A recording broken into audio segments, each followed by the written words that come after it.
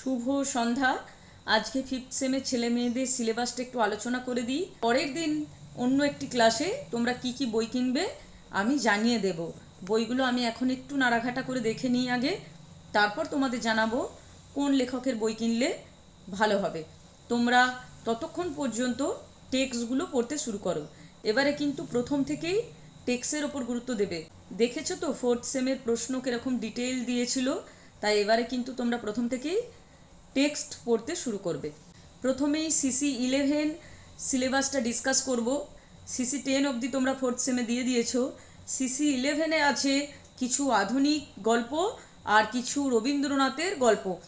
যেমনভাবে তোমাদের CC8 পেপারটাই ছিল রবীন্দ্রনাথের কবিতা আর আধুনিক কবিতা, ঠিক তেমনইভাবে CC11-এ আছে তোমাদের রবীন্দ্রনাথের ছোট গল্প আর আধুনিক ছোট গল্প। রবীন্দ্রনাথের অনেক ছোট গল্প তোমরা আগেই পড়েছো। কী কী ছোট গল্প আছে একটু বলে দিই। পোস্টমাস্টার, কঙ্কাল, ত্যাগ, একরাত্রি, অনধিকার প্রবেশ, মেঘ ও রৌদ্র, নিশীথে, অতিথি, স্ত্রীর পত্র ও ল্যাবরেটরি। এই রবীন্দ্র ছোট গল্পগুলো তোমাদের পাঠ্য আছে। তার মধ্যে পোস্টমাস্টার বোধহয় এর আগেও তোমরা পড়েছো। প্রত্যেকটি গল্প খুব সুন্দর। কিছু অতিপ্রাকৃত গল্পও রয়েছে, অর্থাৎ ভৌতিক পরিবেশ রয়েছে। সেগুলি হলো কঙ্কাল, একরাত্রি, নিশীথে, এই গল্পগুলি।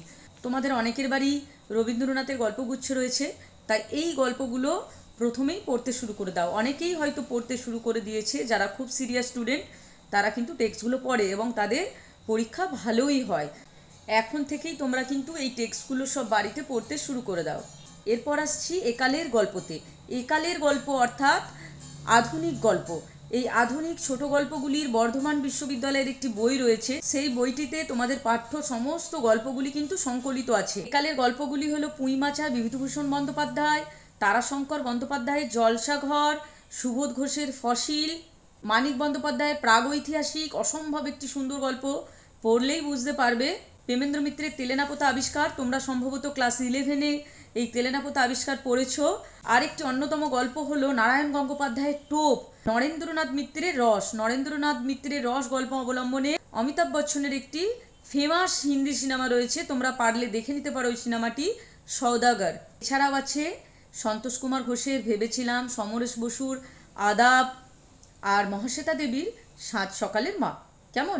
এই প্রত্যেকটি ছোট গল্পই কিন্তু খুব ভালো। এই ছোট গল্পের জন্য বর্ধমান ইউনিভার্সিটির যে বইটা রয়েছে একালের গল্প বলে, ওই বইটা তোমরা কিনো। এরপর যাচ্ছি CC12-এ। CC12-এ রয়েছে প্রবন্ধ সংকলন, কিছু প্রবন্ধ রয়েছে, কবিতা রয়েছে, আর রয়েছে প্রাচ্য কাব্যতত্ত্ব। প্রাচ্য কাব্যতত্ত্বে দুটো টপিকই রয়েছে, ধ্বনি আর রস। আমাদের সময়ে কিন্তু এই পুরো কাব্যতত্ত্বটা পাঠ্য থাকতো। প্রাচ্য কাব্যতত্ত্বের জন্য তোমরা অতুল চন্দ্রগুপ্তের বই কিনো। কাব্যতত্ত্বের বই কাব্য জিজ্ঞাসা বলে অতুল চন্দ্রগুপ্ত। অতুল চন্দ্রগুপ্তের ওপর কাব্যতত্ত্বের কিন্তু বই হয় না, এনার বইটাই কিন্তু সবথেকে উৎকৃষ্ট কাব্যতত্ত্বের বই। প্রবন্ধগুলো কি কি আছে দেখো বলে দিই। লোকশিক্ষা বঙ্কিমচন্দ্র চট্টোপাধ্যায়, সৎ প্রসঙ্গ মীর মোশাররফ হোসেন, আমাদের ভাষা সংকট প্রমথ চৌধুরী, বাংলার ব্রত অবনীন্দ্রনাথ ঠাকুর। এখানে গ্রাম বাংলার হারিয়ে যাওয়া ব্রতগুলি সম্পর্কে সুন্দর বর্ণনা রয়েছে, কোন ব্রত কিভাবে পালন করা হতো সেই সমস্ত কিছু। তোমরা এখন যার সঙ্গে একেবারেই পরিচিত নও, যারা গ্রাম বাংলার রয়েছে তারা হয়তো কিছু ব্রতের নাম শুনে থাকবে মায়েদের কাছ থেকে, কিন্তু তোমরা বেশিরভাগই এই ব্রতগুলির কথা জানো না। দারুণ ইন্টারেস্টিং একটি প্রবন্ধ। আর রয়েছে উপন্যাসের পূর্ব সূচনা, শ্রীকুমার বন্দ্যোপাধ্যায়।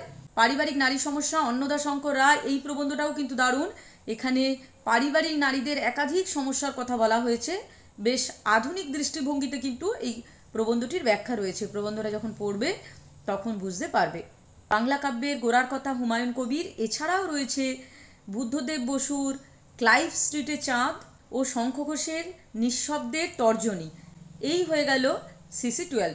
তাহলে মেন পেপার তোমাদের দুটো, CC11 আর CC12। ফিফথ সেম থেকে যেহেতু অনার্সের পেপারের সাথে পাসের পেপার আর থাকছে না, শুধুই অনার্স দেবে তোমরা, তাই এই অনার্স মেন পেপারের সাথে তোমাদের DSC 1 ও DSC 2 নামে আরও দুটো পেপার যুক্ত হবে।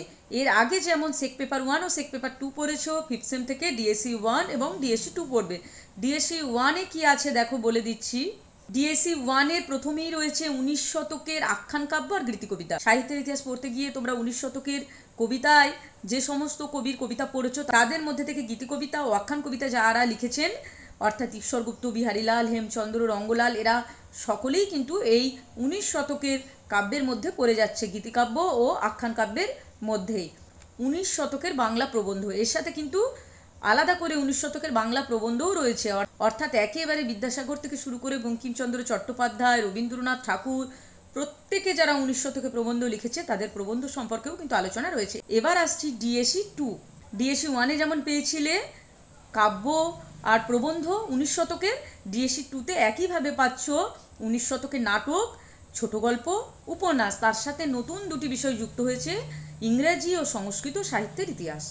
এই ইংরাজি আর সংস্কৃত সাহিত্যের, বাংলা সাহিত্যের ইতিহাস যেমন পড়েছো, ইংরেজি ও সংস্কৃত সাহিত্যেরও তো একটা ইতিহাস রয়েছে, সেই ইতিহাসটাও তোমরা এই ডিএসসি 2-তে পড়বে। এই গেল 5th সেমিস্টারের সম্পূর্ণ সিলেবাসটা শুনেই বুঝতে পেরেছো কত পড়তে হবে। সুতরাং এখন থেকেই ফাঁকি না দিয়ে টেক্সটগুলো অন্ততপক্ষে পড়ে শেষ করে রাখো, যাতে ভিতর থেকে লাইন তুলে প্রশ্ন দিলে অচেনা না লাগে, তোমাদের চেনা লাগে, এবং নিজেরাই ছোট ছোট নোটগুলো নথিবদ্ধ করতে থাকো। পরের ভিডিওতে তোমরা কি কি বই কিনবে সেই নিয়ে আমি একটা আলোচনা করে দেব। আমাকে একটু সময় দাও, বইগুলো আমি আগে নিজে নেড়ে ঘেটে ভালো করে দেখে নিই কোন বইগুলো তোমাদের জন্য ভালো হবে, তারপর বলে দেব। তাছাড়া অনেকেই আমাকে কমেন্ট সেকশানে জানাচ্ছ, ম্যাম আপনার কাছে পড়তে চাই, আমাকে কি পড়াবেন? সেই বিষয়ে বলি, আমার অনলাইন কোনো ব্যাচ নেই, আমি অফলাইন পড়াই। তোমরা অনলাইনে কারা কারা পড়তে চাও আমাকে একটু কমেন্ট সেকশানে জানিও। যদি সংখ্যাটা একটা ব্যাচ খোলার মতো হয় তাহলে তোমাদের জন্য আমি ভাবছি একটা অনলাইন ব্যাচ এবারে খুলে দেব, সময় বার করে আমি চেষ্টা করছি। তোমরা কমেন্ট সেকশানে আমাকে জানাবে। প্রত্যেকে ভালো থেকো। Thank you.